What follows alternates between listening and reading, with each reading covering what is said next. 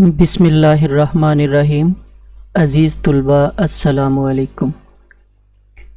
آج کی اس ویڈیو میں ہمارا موضوع بحث ہوگا پاکستان کی خارجہ پالیسی۔ تو آئیے بڑھتے ہیں اپنے موضوع کی طرف۔ عزیز طلباء، ہر مقتدر ریاست کو حق حاصل ہوتا ہے کہ وہ اپنے تمام کاروبار مملکت کے سلسلے میں آزاد اور خود مختار ہو۔ کسی دوسری ریاست کو حق حاصل نہیں ہوتا کہ وہ اس کی آزادی اور خود مختاری میں دخیل ہو یا کوئی بات منوانے کے لیے اس پر کسی قسم کا بھی دباؤ ڈالے۔ پاکستان بھی بفضل خدا ایک آزاد، خود مختار اور مقتدر ریاست ہے جو اپنی خارجہ پالیسی مرتب کرنے میں بھی آزاد ہے۔ وہ اپنے قومی مفادات کے پیش نظر جس ملک سے چاہے گہرے مراسم قائم کرے اور جس ملک یا ممالک کے گروپس میں چاہے شامل ہو جائے۔ اس نے ماضی میں معاہدہ بغداد میں شرکت کی اور پھر جب اس نے دیکھا کہ اس معاہدے سے اس کو کوئی فائدہ نہیں پہنچتا تو اس نے اپنی آزادانہ مرضی سے اس سے علیحدگی اختیار کر لی۔ قیام پاکستان کے شروع میں سوویت یونین نے پاکستان کو خود سے وابستہ کرنے کی کوشش کی، لیکن پاکستان نے محسوس کیا کہ اسے سوویت یونین کی نسبت امریکہ سے زیادہ مفادات حاصل ہو سکتے ہیں، اسی لیے اس نے امریکہ کی طرف دوستی کا ہاتھ بڑھایا اور بھارت سے خطرے کے پیش نظر امریکہ سے جدید ترین اسلحہ حاصل کیا۔ ایک وقت وہ آیا کہ جب سوویت یونین نے افغانستان میں اپنی فوجیں داخل کی، جس پر امریکہ سخت برہم ہوا۔ ان دنوں پاکستان مکمل طور پر امریکی بلاک میں شامل ہو گیا اور افغانستان سے روسی فوجوں کی واپسی کے سلسلے میں اس نے امریکی پالیسی پر عمل کیا۔ اس پالیسی سے پاکستان کو اگرچہ نقصان پہنچا، لیکن اس کی آزادانہ مرضی میں کوئی دخیل نہ ہو سکا۔ پاکستان کی سرحدوں کے اندر موجود پورے علاقوں کی سالمیت حکومت کا اولین فرض ہے۔ کوئی بھی ملک نہیں چاہتا کہ اس کی ایک انچ زمین پر بھی کوئی دوسرا ملک قبضہ کر لے۔ اپنی ملکیت کا تحفظ ایک انسانی فطری جذبہ ہے جو افراد سے لے کر ریاستوں تک میں بدرجہ اتم موجود رہتا ہے۔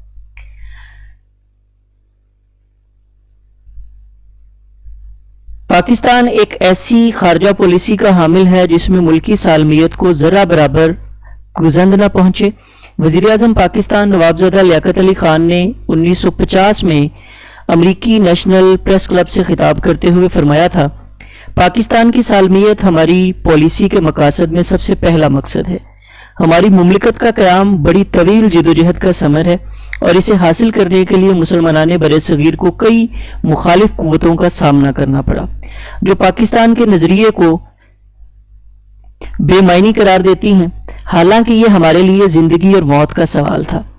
اب اہل پاکستان اپنی ریاست کی حدود میں کسی بیرونی مداخلت کو برداشت کرنے کو ہرگز تیار نہیں اور نہ ہی وہ اپنی علاقائی حدود کو کم کر دینے کے کسی عمل کو برداشت کر سکتی ہیں۔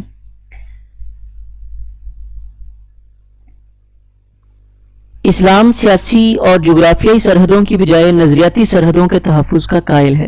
پاکستان اسلام کے نام پر قائم ہوا، اس لیے اسلامی نظریات ہی کی حدود میں رہ کر اس کے قیام کا مقصد پورا کیا جا سکتا ہے۔ علاقائی، لسانی، نسلی یا طبقاتی حدود کا تصور اسلام میں موجود ہی نہیں، اس لیے پاکستان ان حدود کی نفی کرتا ہے۔ پاکستان اسلام کے لیے بنا تھا اور اسلام کے لیے ہی قائم رہے گا۔ اس کی خارجہ پالیسی میں نظریاتی سرحدوں کے تحفظ کو خاص اہمیت دی جاتی ہے اور بین الاقوامی طور پر کوئی ایسا معاہدہ نہیں کیا جاتا جس سے پاکستان کی نظریاتی سرحدوں کو نقصان پہنچے۔ اپنی خارجہ پالیسی میں پاکستان خود کو ایک اسلامی جمہوری ریاست کی حیثیت سے متعارف کراتا ہے اور مذہبی و دینی معاملات میں مسلمان ملکوں کی حمایت حاصل کرتا ہے۔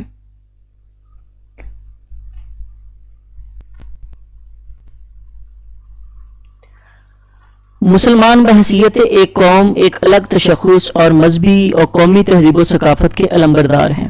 پاکستان اپنے تمام شہریوں کے قومی وقار کے تحفظ کا ضامن ہے اور اپنی خارجہ پالیسی میں اسی اصول کو استعمال کرتا ہے۔ وہ چاہتا ہے کہ بین الاقوامی طور پر صرف انہی ریاستوں کے ساتھ تعلقات قائم کرے جو اس کے قومی وقار کو مجروح نہ ہونے دیں۔ اس ضمن میں وہ اسلامی ممالک سے خصوصی روابط رکھتا ہے اور ان کے وقار کو بھی ملحوظ خاطر رکھتا ہے۔ اسلام مغربی تصور قومیت کی نفی کرتا ہے جس میں جغرافیائی، لسانی، نسلی اور علاقائی اشتراک کو ایک قوم کے ضروری عناصر تصور کیا جاتا ہے۔ اسلام میں قوم کی بجائے حزب کا تصور پایا جاتا ہے اور تمام مسلمان حزب اللہ یعنی اللہ کی جماعت متصور ہوتے ہیں۔ اسی طرح قومی وقار سے مراد حزب اللہ کا وقار ہے جو قرآن کریم نے انسانوں بالخصوص مسلمانوں کو عطا فرمایا ہے۔ اسے برقرار رکھنا اور اس کا تحفظ کرنا پاکستان کی خارجہ پالیسی کا ایک اہم اصول ہے۔ قومی معیشت سے مراد پاکستان کی مالی، اقتصادی اور معاشی ترقی ہے۔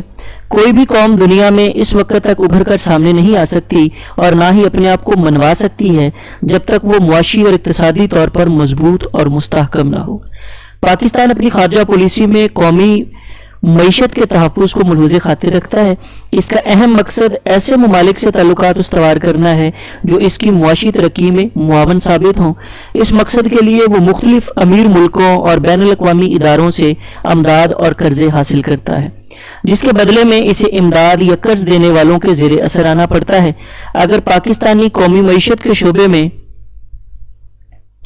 خود کفیل ہو جائیں تو اسے دوسروں کا مرہون منت نہ ہونا پڑے اور نہ ہی ان کے دباؤ میں آنا پڑے۔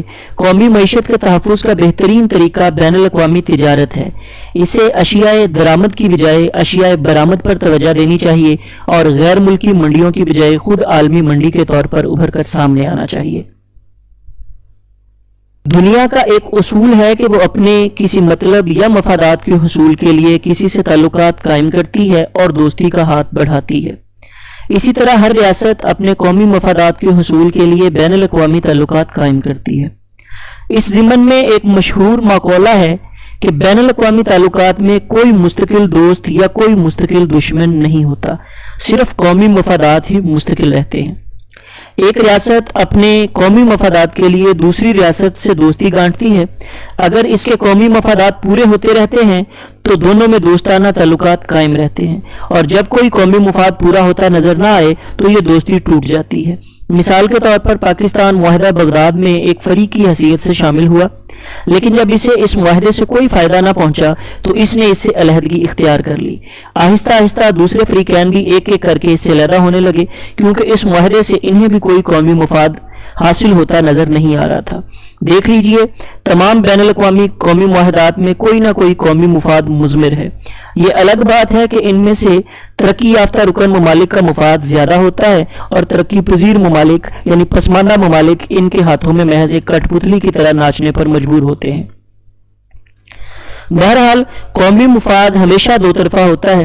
جب دو ریاستیں آپس میں دوستانہ تعلقات قائم کرتی ہیں تو دونوں ایک دوسرے سے زیادہ قومی مفاد حاصل کرنے کے لیے کوشاں رہتی ہیں۔ مختصر یہ کہ پاکستان کی خارجہ پالیسی کا ایک بنیادی اصول قومی مفادات کا حصول بھی ہے۔ حق خود ارادیت ہر مقتدر ریاست کا استحقاق ہے۔ اس حق کی نفی کرنا ظلم اور استحصال کے مترادف ہے۔ بانی پاکستان قائد اعظم محمد علی جناح نے فرمایا تھا کہ پاکستان دنیا کی تمام مظلوم قوموں کے حقوق کی بحالی کے لیے کوشاں رہے گا۔ پاکستان شروع ہی سے نوآبادیات اور قوموں کو غلام بنانے کے خلاف رہا ہے۔ اس نے ہمیشہ قوموں کے حق خود ارادیت کی حمایت کی ہے۔